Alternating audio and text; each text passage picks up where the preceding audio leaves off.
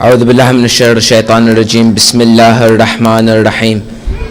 السلام عليكم ورحمة الله وبركاته.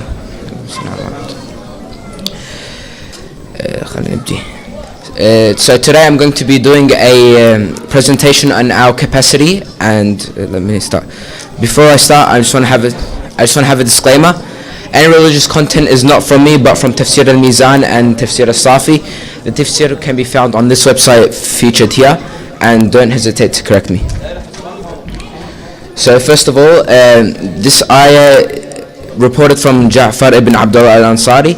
The Prophet has said that Allah has told him that I give to you and your nation a treasure from my throne's my throne's treasures.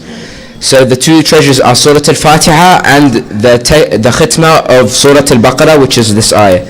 This ayah was revealed in Mi'raj inside Sidrat al-Muntaha. Let us listen to it so we can have its blessings.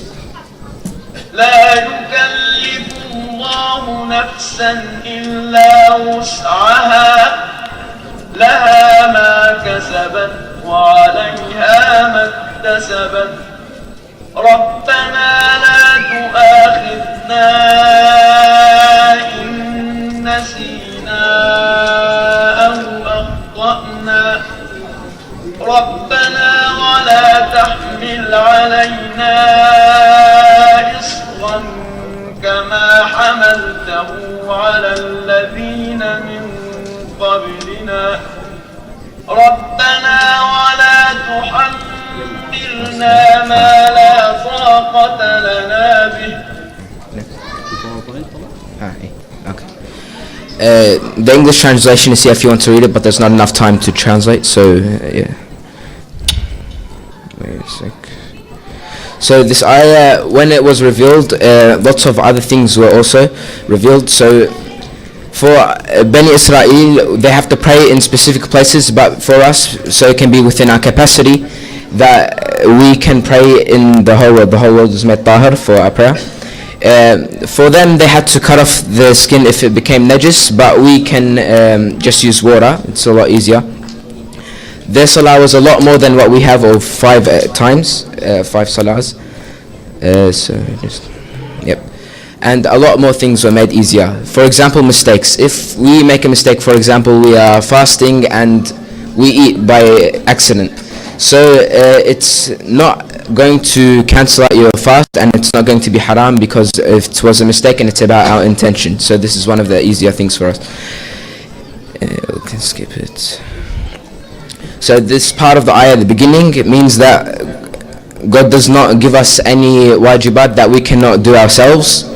So all the wajibat are easy to do, and not easy to do, but possible. Some people think that fasting will be impossible for them, so fasting 30 days sounds like a lot, but in reality everyone can fast. So this means all our problems have solutions. So any hardships you have with religion, it can be overcome. Okay. So Allah subhanahu wa ta'ala asked us nothing outside our capacity, so this means all the wajibat. I said this already. The mustahabat are also within our capacity. So things like salat al-layla are all possible to do if we have time management and sincerity. Also sabr an al-ma'siyah, which means patience on not disobeying Allah. So we can abstain from haram and makruh acts if we really try. Okay. One of the best of examples was the Prophet Muhammad sallallahu alaihi wasallam. Salawat.